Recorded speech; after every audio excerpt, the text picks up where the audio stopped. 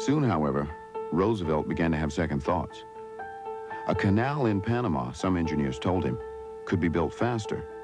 And for Theodore Roosevelt, there was the irresistible challenge of trying to succeed where the French had not. The president changed his mind. Eventually, Congress agreed with Roosevelt and voted for Panama. But one stumbling block remained. Panama was owned and ruled by Colombia, and its government wanted a huge payment from the United States for the right to build a canal. Negotiations dragged on. Finally, some influential people in Panama got tired of waiting and decided to free themselves from Colombia. The Panamanian Revolution of 1903 lasted only one day. It was an instant success because a United States gunboat prevented Colombia from landing any troops. Theodore Roosevelt's critics were furious. No one had given him authority to aid a revolution in Panama. In one speech, Roosevelt told an excited crowd, "I took the isthmus, started the canal, and then left Congress not to debate the canal, but to debate me." It wasn't exactly true, but the crowd loved it. In November 1903, the United States signed a treaty to build the canal. For $10 million, the United States bought the right to build a canal through a new territory called the Canal Zone, 10 miles wide and 50 miles long. The United States would control the land and the canal. "Now," said Theodore Roosevelt, "we will make the dirt fly." Unfortunately, the first chief engineer had no plan for building the canal. The first year of the American effort in Panama was a disaster. Roosevelt fired the chief engineer and hired a new one, John Stevens. 52 years old, rugged, powerful, considered by many to be the best construction engineer in the United States. Stevens' first priority on the isthmus was to make it a safe and decent place to live. His greatest ally was his chief health officer, Dr. William Gorgas. Unlike the French doctors before him, Gorgas knew the truth about malaria and yellow fever. The diseases were spread by mosquitoes. Panama was an ideal place for mosquitoes.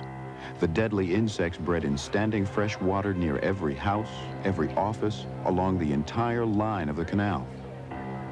Malaria was more widespread, but it was yellow fever that caused panic. It was a violent and gruesome sickness. Most patients died and were quickly buried. To protect the workers against disease, Dr. Gorgas organized what was then the largest, most expensive health and sanitation campaign in history. His cleanup brigades used every modern technique known at the time. They fumigated houses, cleaned every ditch, paved the streets and the sidewalks, and drained the swamps. They sprayed oil on puddles of standing water. Their goal was to wipe out every place where mosquitoes could breed. Then the buildings went up. Houses for the workers, a fire station, schools, bakeries, a YMCA, even a dance hall. Stevens and his workers created whole towns in the middle of a tropical forest 2,000 miles from home. And by the end of the second year, yellow fever had disappeared in the canal zone.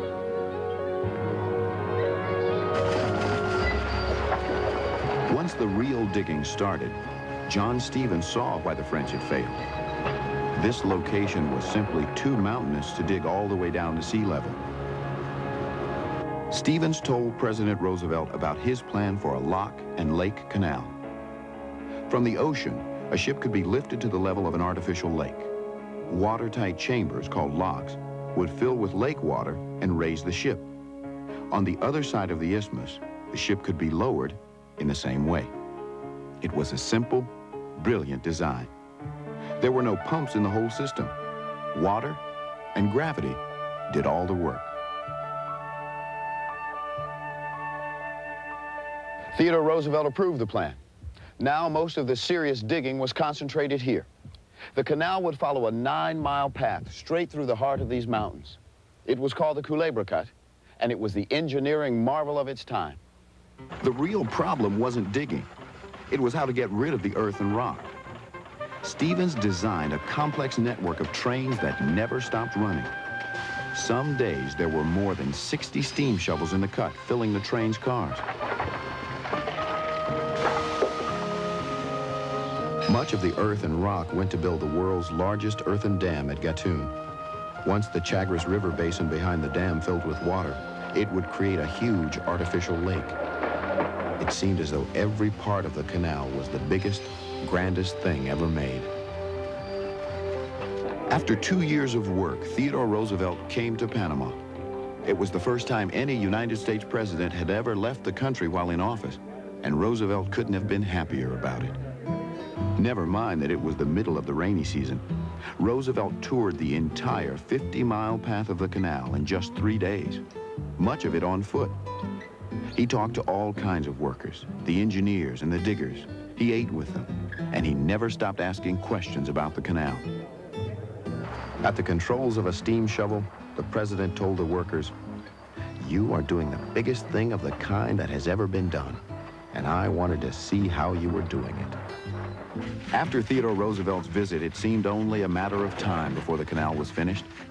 Then, out of the blue, John Stevens quit. His reasons remain a mystery to this day. Most likely, Stevens was just overworked, near exhaustion.